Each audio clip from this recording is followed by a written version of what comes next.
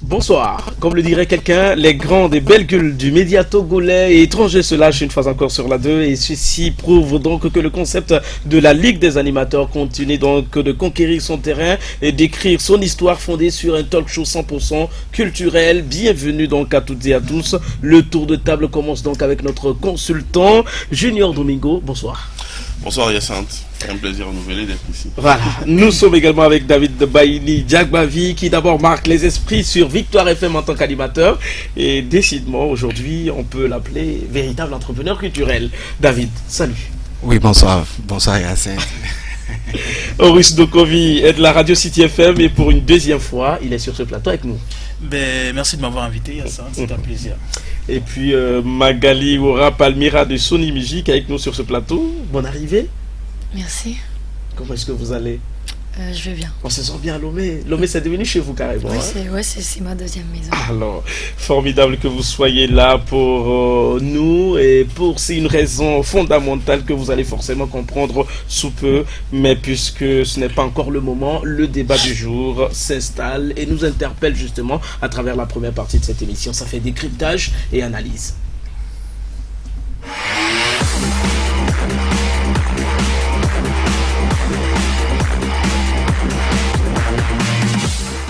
C'est la première partie donc de cette émission, ça fait décryptage et analyse et ce soir les réflexions donc de nos confrères tournent autour du staff de l'artiste. Voici comment s'articule donc le thème du jour et la première question qui me vient à l'esprit, quelle est votre notion donc de ce que nous pouvons appeler staff de l'artiste? Je commence donc par notre consultant qui plante d'abord le décor. Bon voilà, moi j'entends par staff d'artiste l'ensemble des personnes qui concourent en fait à l'évolution de la carrière artistique d'un artiste ou ou même encore de pouvoir dans un sens un peu plus large d'un mouvement culturel. D'accord. Et ça peut se résumer au manager uniquement. Ça peut se résumer après dans une plus large mesure à tout ce qui est chargé de communication, impresario pour des pays où le mouvement culturel ou le mouvement musical est vraiment professionnalisé. C'est ça. David Bavi, votre avis aussi m'intéresse sur cette notion que nous pouvons avoir du staff d'artiste. Le staff d'artiste, c'est toute l'équipe qui travaille autour de la promotion d'un artiste. Et comme l'a dit tout à l'heure Junior, ça part de la base jusqu'à un certain niveau parce que c'est toute une équipe managériale, en tout cas si je peux le dire ainsi, dont chacun a des rôles précis à jouer dans la carrière de l'artiste. Et malheureusement chez nous au Togo on n'est pas encore élevé à ce niveau de staff managérial autour des artistes, sauf quelques-uns qui ont pu, je pense qu'on va en parler dans cette émission, sauf quelques-uns qui ont pu émerger dans ça. Je pense que nous allons étendre ces débats sur le plan continental. Ma seconde question va aller à l'endroit donc de Magali Ora Palmira. Et lui l'a démarré, quels sont en quelque sorte les acteurs clés qui interviennent donc dans le staff d'un artiste? Je pense que je suis vraiment désolée pour la qualité de ma voix. Non, on peut y aller. Mais je dirais que si on parle de l'artiste musicien, il y a avant tout le manager. Voilà. La première personne clé, c'est le manager parce que c'est lui qui développe les stratégies, c'est lui qui devient l'interlocuteur de tous les autres. Après, il peut y avoir le producteur dans le cas où l'artiste est produit. Dans le cas où il est produit par lui-même, il est autoproducteur. Et après, il a un staff, je dirais pas un staff au niveau de la communication. Il peut avoir quelqu'un qui s'occupe de la communication. Mais le manager peut déjà aussi jouer ce rôle-là, en fait. Il peut avoir quelqu'un pour la régie technique, mais le manager peut jouer aussi ce rôle-là. Donc je dirais que de manière... je veux dire, si on n'a pas beaucoup de moyens pour avoir une grande équipe, il suffit d'un manager. Mais si après on a la possibilité d'avoir une équipe encore plus élargie, c'est bien d'avoir une personne chargée de la communication et un régisseur technique. C'est ça. Alors, Horus, est-ce que vous avez une notion, sinon une idée sur quelques personnages qui interviennent aussi dans le staff, dans le travail staff d'un artiste? Moi, je dirais que je sais pas, je pense que tout le monde a brossé un peu, tout a été dit. Et maintenant, c'est vrai que au niveau des artistes, c'est vrai que ce qui importe, c'est vraiment le manager. Dans le sens où,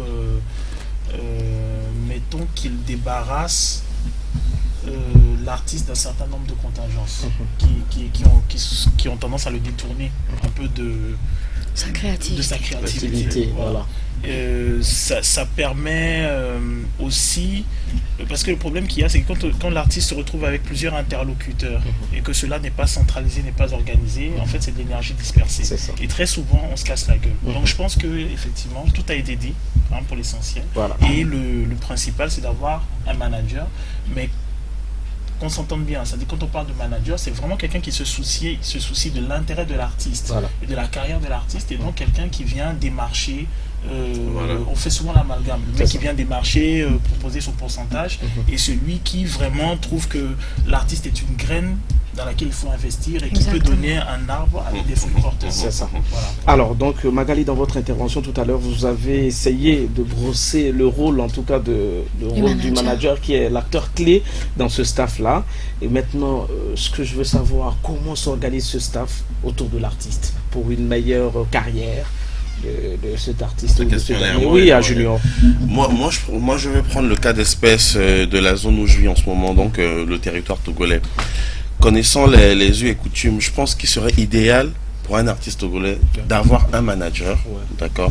Et ce manager peut avoir maintenant des ramifications avec un photographe qui en même temps officie souvent comme infographe, d'accord, avec un couturier, ok, avec l'équipe de danse, avec les différentes composantes qui tendent à son évolution. Parce que qu'est-ce qui se passe? Moi, j'ai fait le constat. D'habitude, on va te dire, tu vas voir le gars, il n'a jamais fait une scène à 500 à 600 000 francs CFA, mais il va te dire, il a un chargé de la communication, il a un manager, il a plein de trucs. Et qu'est-ce qui se passe? Il y a une guéguerre, entre autres. Et lorsque l'artiste marche, et même lorsque l'artiste marche vraiment, il y a un effet pervers qui se déroule. L'effet pervers est laquelle? C'est-à-dire que ils ont l'impression que l'artiste est sous les projecteurs, qu'ils brillent, ils ne comprennent pas vraiment leur rôle.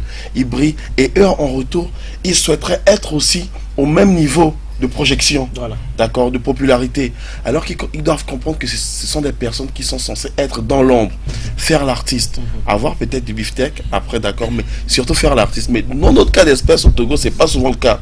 Dès que le gars commence à marcher, qu'est-ce qui se passe? XYZ tient des discours pour dire je suis proche de tel, parce qu'il veut grappiller quelques... je sais pas, il veut avoir X, ou il veut avoir une nana ici, il veut avoir telle reconnaissance là. Et ça tend souvent à frictionner ou à fracturer la carrière artistique. Et l'artiste, à un moment, il se perd. Parce qu'au moment où les choses marchent le mieux, c'est en ce moment qu'il faut mettre en place certaines étapes, certaines... voilà, quoi, il faut essayer de construire quelque chose. Mais là, les gars, ils se perdent carrément. D'aucuns diront non, ça c'est pour ceux qui n'ont pas de vision. Même pour ceux qui ont de la vision, après, ils se perdent parce qu'il y a des gens qui sont réellement là pour faire un véritable travail, d'accord. Et il y a d'autres qui sont là en France on les appelle des suceurs, tu vois, des gens qui sont là pour se sucrer dessus. Et lorsque tout va mal, bon voilà, on ne reconnaît plus le vrai du faux, quoi. Ça. Moi je pense qu'au Togo il faudrait qu'il y ait un seul manager qui travaille avec tout le monde. Et ça permet à l'artiste vraiment d'éviter certaines contingences, comme disait. Alors. Ça, c'était le cas du Togo. Nous allons un peu élever le niveau. On va au niveau continental pour voir comment pourrait s'organiser un staff autour de l'artiste. Après, il a abordé, je veux dire, il a dit quand même... l'essentiel. Je pense qu'il a dit, c'est-à-dire qu'en fait, chaque artiste a un staff en fonction de son genre musical. Lui, il a abordé, je dirais, mode, danse. Je veux dire, un rappeur n'a pas forcément besoin de ça. Moi, je développe des choses du côté des rappeurs. C'est-à-dire qu'un rappeur, avant tout, il est quand même dans son staff. C'est le beatmaker qui est important. Son producteur de beat, c'est son backer qui est important. Et c'est son DJ qui est important.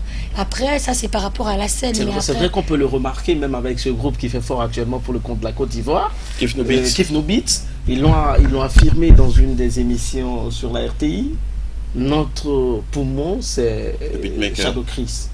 Voilà, le beatmaker. Voilà. C'est qu'il y avait ça, c'est-à-dire que le staff est fait et agencé en fonction du genre artistique développé par l'artiste. Je veux dire, pour un rappeur, avoir les danseurs, c'est pas une priorité.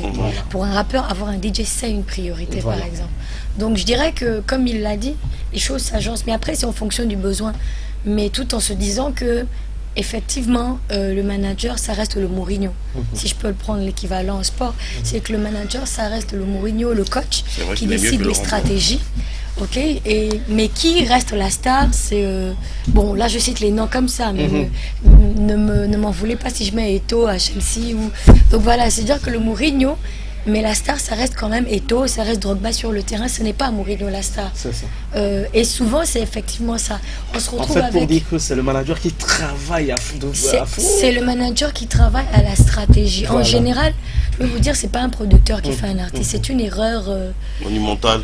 De penser que c'est le monumental de penser que c'est le producteur parce qu'il injecte de l'argent. Non, on peut sortir de l'argent. On a des cas où on a des artistes qui sont sortis en major et qui n'ont jamais eu de succès. Mais on a des cas d'artistes, je veux dire, l'un des cas actuels, c'est Section d'Assaut. Section d'Assaut, c'est Dawala qui est derrière. C'est Dawala qui avait la stratégie, qui savait comment on met Section d'Assaut, jusqu'à ce qu'à un moment, les olés explosent, et à ce moment, maintenant, la major rentre en jeu. Donc, ce n'est pas parce que on se dit... par contre, ça, je suis obligée de revenir sur le cas du Togo. L'erreur au Togo, c'est de se dire, il faut que j'ai un producteur. Ouais. Et que le producteur va payer... ma maison, ma voiture. Le producteur va payer le studio, ma maison, toutes les charges. C'est une erreur monumentale. Et vraiment monumentale en se disant, dès qu'on a un producteur, tous les problèmes sont réglés. Mais non, des fois le producteur il injecte, mais parce qu'il veut récupérer, il va toucher sur la créativité. En disant, moi j'ai donné de l'argent et je veux que mon artiste tourne. Et donc si c'est l'afrobeat qui fonctionne, toi qui es rappeur, finalement tu es obligé de faire un peu d'afrobeat, un peu d'animation dans la chanson parce que le producteur lui il dit que moi je veux ça et que j'en ai besoin pour pouvoir faire tourner la machine. On fait selon sa volonté finalement. Pas selon son talent. Pas selon le talent de l'artiste, voilà, pas selon la volonté. Justement. Moi, à mon niveau, je n'encourage jamais, surtout un rappeur, à être produit par quelqu'un. Moi, à mon niveau, je dis tu dois te mettre en autoproduction. C'est ça. Pas de producteur. Parce que, je veux dire, un rappeur qui est égo-trip, ok, lui, il a envie de raconter ses histoires, son buzz et tout. Et le producteur va dire non, moi, je ne veux pas d'égo-trip. Voilà. Alors, David, on a quelque chose à ajouter sur l'organisation du staff, sinon on passera... oui, d'abord, il faudrait se poser la question de savoir, est-ce que ceux qui s'estiment être manager, producteur, est-ce qu'ils maîtrisent les contours de la profession de manager? C'est ça un peu le problème, parce que aujourd'hui, il n'est pas rare de voir un manager jouer le rôle du producteur, il n'est pas rare de voir le producteur jouer le rôle du chargé de communication dans tous les sens. On parle de temps en temps des spectateurs. Voilà. Justement. Alors, ce qui pose un sérieux problème de leadership, parce que quelque part, lundi, c'est moi qui mets les sous, et donc c'est moi qui m'occupe de tout ce qui tourne autour de l'artiste. Du coup, vous verrez que les artistes commencent par faire ce qu'on appelle une transcendance musicale. Ils quittent un style à un autre. Voilà, pour déboucher sur un autre registre musical, parce que quelqu'un qui met des sous veut visiblement que cet artiste fasse ce qu'il a envie de faire. Donc c'est ça aussi un peu le problème. Il faut définir un peu les contours de la profession de manager, de producteur et de tout. Qui fait quoi autour de l'artiste? Quelles sont les obligations professionnelles ou contractuelles de telle personne ou de tel titre autour de ça? À partir de ça, vous verrez que les choses vont pouvoir s'éclaircir. En France ou aux États-Unis, il n'y a pas ce constat qui est fait. Tout est réglementé, tout est bien précis. C'est un peu en Afrique et on peut vers chez nous au Togo qu'on a fait ce constat. Moi, j'étais à une conférence de presse dernièrement pour le lancement de l'album d'un groupe. On a tellement fait l'éloge du manager qu'au final, je me suis demandé si c'est lui le manager ou si c'est lui le producteur. Parce qu'à la fin, on nous a dit c'est lui qui a mis les sous, c'est lui qui a mis ses sous pour produire le groupe, et on me dit que c'est le manager. Alors je me dis, est-ce que c'est le manager qui doit mettre de l'argent pour produire? Est-ce qu'on sait que ce que nous faisons en réalité? Voilà, c'est ça.